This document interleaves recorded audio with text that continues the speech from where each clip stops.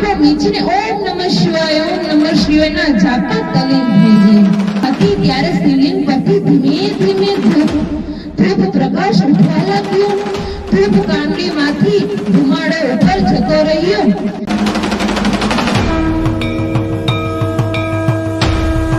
બોલ રામચંદ્ર ભગવાનની જય. કૃષ્ણ કનૈયા લાલ કી જય. સત્ય સનાતન ધર્મની જય. હનુમાનજી મહારાજની જય. તો ચાલો મિત્રો, આજે છે સોમવાર એટલે આપણે શિવજીની વાર્તા કરશું કે શિવજીના મંદિરમાંથી ધૂપમાંથી આવ્યો અવાજ. એક ખૂબ નાનકડું ગામ છે, પરંતુ એટલું જ ધર્મનિષ્ઠાન અહીં એક જૂનું શિવજીનું મંદિર હતું, જેના મુખ્ય દેવ હતા શ્રી ભોલેનાથ મહાદેવ, અખંડ ધૂપેશ્વર તરીકે જાણીતા. કારણ દર શ્રાવણ મહિનાના સુદ 11 તે અખંડ ધૂપ આરતી થતી. સદીઓથી પરંપરા આવી કે લોકો સવારે ધૂપ કાંડીમાં લોબાન નાખી આરતી કરતા અને આખો દિવસ ધૂપનો ધુમાડો શિવલિંગ પાસે ફરતો રહેતો.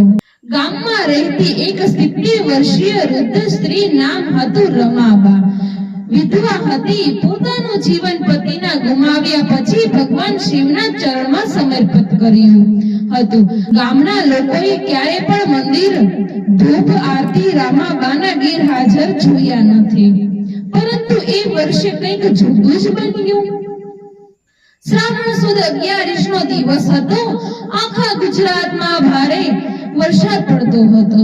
રસ્તાઓ નદીઓ થાય જેવા થાય છે. ગ્રામજનો ઘરમાંથી બહાર નહીં નીકળી શકે. ભય, કાદવ, વીજળીથી બધા ઘરમાં બંધ હતા. મંદિરે ખાલી પડ્યું. ધૂપ આરતી બંધ.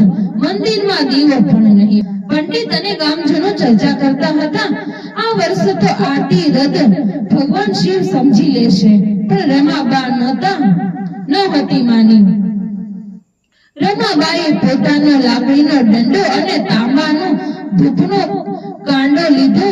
તેમાં લોબાન અને થોડી ઘાસ ભરી ઉકાળેલી ઊંધા ડાબામાંથી લઈ ધૂપ ભર્યો. એક હાથમાં છત્રી અને બીજા હાથમાં ધૂપ અને ગયા ધીમે ધીમે મંદિર તરફ. મંદિર આખું ભીંજાયેલું. દીવો બંધ. આરતી સમાન દૂર.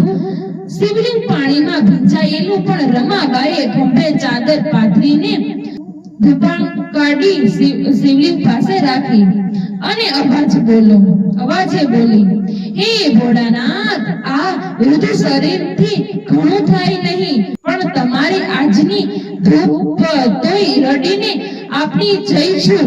અને આંખો મીચીને ઓમ નમઃ શિવાય ના જાપમાં તલીન થઈ ગઈ. જ્યારે રમાબા ધ્યાનમાં હતી ત્યારે શિવલિંગ પરથી ધીમે ધીમે ધૂપ પ્રકાશ ઉઠવા લાગ્યો. ધૂપ કાંડીમાંથી ધુમાડો ઉપર જતો રહ્યો. એક ધીમો ગીર અવાજ વાયુમંડળમાં પડ્યો, રમાબા, આજે તું આખા ગામની ધૂપ બની ગઈ. તારા ભાવને લીધે આખું ઘટાપુર પુણ્ય પામ્યું છે.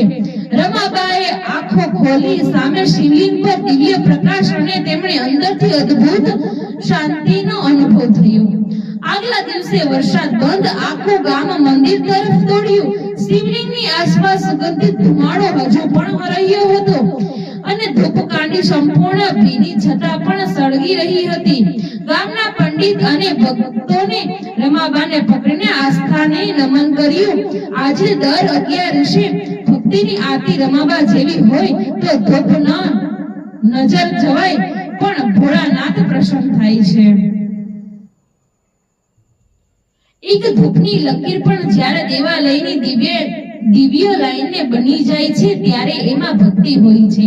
શ્રાવણની 11 એ ભોજન કે ઉપવાસથી નહીં, પણ ભોલાના ભક્તિ પવિત્રથી બને છે.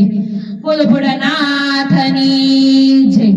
જો અમારો વિડિયો તમને પસંદ આવ્યો હોય તો લાઈક, શેર, સબસ્ક્રાઇબ કરવાનું ના ભૂલતા.